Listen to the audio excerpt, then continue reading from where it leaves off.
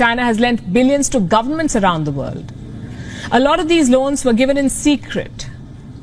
We're calling them China's hidden loans. And they're burning a hole in the pockets of the borrowers. If China's economy collapses, these countries will all suffer. And that's just part of the problem. Hidden debt hurts all of these countries. Let me give you the example of Indonesia here. Indonesia wanted to build a railway line, so it borrowed money from China. It was a very bad idea. Indonesia is learning the hard way. It took $4.5 billion from China for this railway line. The project was launched in 2015. 6 years later, the cost of the project has shot up to well over $8 billion, from $4.5 to $8 billion, almost double of what was initially agreed. Now, what do?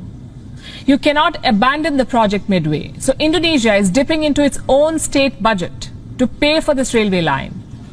And this could be just the beginning of its troubles. Most of the money Indonesia has borrowed from China is off the books. It is hidden debt. It is not reflected in official books. Officially, Indonesia owes China close to $5 billion. Unofficially, Indonesia reportedly owes China close to $23 billion. That's $18 billion of hidden debt. 78% of Indonesia's debt to China is hidden. Who took these loans? Indonesian government entities. And these are very risky borrowings. The loans were given without sovereign guarantees, meaning if the borrowers go bankrupt, the Indonesian government will face pressure to bail out. They will have to pay that money. It's a trap. Ketika berita dari India ini menyebar, maka sebenarnya ada banyak pelajaran bernegara yang bisa kita ambil hikmahnya dari informasi tersebut. Salah satunya, mengapa masih membangun dengan hutang dan minusnya APBN atau state budget di cover pakai hutangan. Oke, kita jelaskan kalau pejabat keuangan mengatakan dalam pertahanan argumennya tentunya bahwa hutang Amerika kan lebih besar dari hutang Indonesia, atau hutang Jepang itu lebih besar dari hutang Indonesia. Sesungguhnya kalimat itu tidak salah. Sungguh tidak salah. Itu adalah fakta. Yang jadi masalah adalah banyak masyarakat yang tidak paham dunia keuangan. Maka kalau dilihat secara angka, maka hutang Amerika memang ribuan kali dari hutang Indonesia. Ya bener. Tapi sekali lagi nih ya, tapi hutang Amerika itu pakai dolar, pakai mata uangnya sendiri. Hutang pemerintah Jepang juga besar. Tetapi hutang Jepang terbesar, negara Jepang hutangnya adalah ke lembaga keuangan mereka sendiri. Obligasi pemerintah Jepang atau government bond, lembaga asuransi Jepang, dan lain sebagainya. Alias hutang mereka terbesar adalah dalam bentuk yen.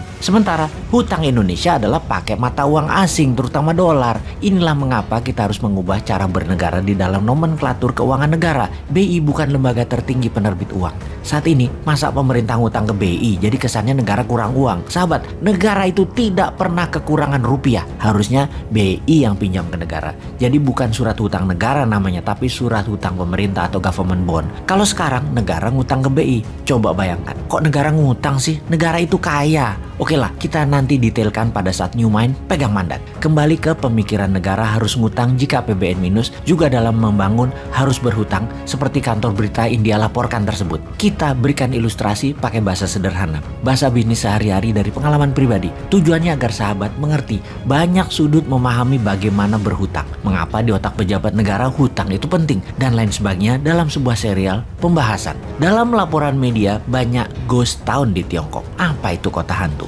Kota atau gedung ratusan yang dibangun namun tidak ada isinya. Tiongkok memang membangun apapun melebihi apa yang dibutuhkan, atau dalam bahasa umumnya over investment. Namun hal ini memang disengaja. Kita jelaskan sederhananya. Mereka membangun rumah, pabrik besar-besaran. Dana ada yang pakai printing money, ada yang pakai pinjaman asing. Kita bicarakan yang pakai dana asing yang setiap bulan harus nyicil. Itu kita detailkan sekarang. Ketika sudah setengahnya menyicil, maka Tiongkok harus mencari negara lain untuk dibuang asetnya ke negara lain tadi, sehingga hutang mereka bukan menjaminkan aset Tiongkok tetapi menjaminkan aset dari negara lain. Oke, masih belum paham? Kita teruskan. Katakan Tiongkok pinjam dolar Amerika dengan jaminan proyek mereka di Tiongkok. Mereka perlu dolar karena dolar mata uang multi currency yang berlaku di 97% negara dunia dan menjadi alat bayar 70% transaksi dunia. Cara mengambil dolar adalah dengan meminjam dolar dan menjaminkan aset negara. Misalnya perumahan yang jumlahan ribuan tower itu. Di sini dolar masuk masuk ke Tiongkok, membuat devisa Tiongkok naik atas dolar.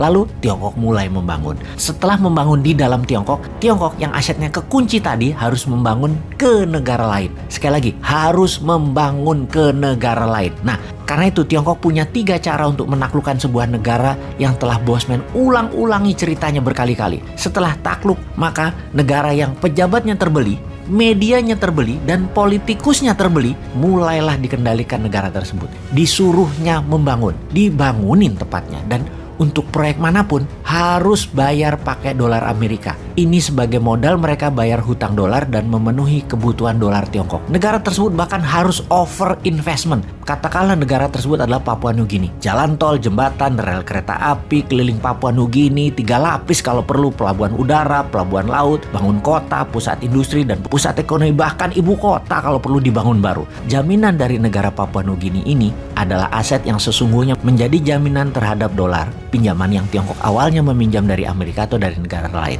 Jadi kalau diringkas, printing money proyek negara yang mengerjakan itu BUMN-nya Tiongkok. Pinjaman dana dari luar negeri juga BUMN Tiongkok yang mengerjakannya. Di mana BUMN Tiongkok tadi juga harus membangun di negara jajahan ekonomi Tiongkok tadi. Di mana dolar masuk dari 2 arah sekarang, dari pinjaman Amerika dan dari cicilan negara jajahan Tiongkok. Aset pinjaman Tiongkok bukan lagi aset milik Tiongkok, tetapi aset dari negara jajahan. Itu namanya ekspor debt. Itulah jagonya Tiongkok yang ngerjain negara yang tidak berdaulat, yang pejabatnya bermental cuan, yang terbeli. Tapi pasti bukan Indonesia untuk hal itu. Indonesia mah pejabatnya pintar semua.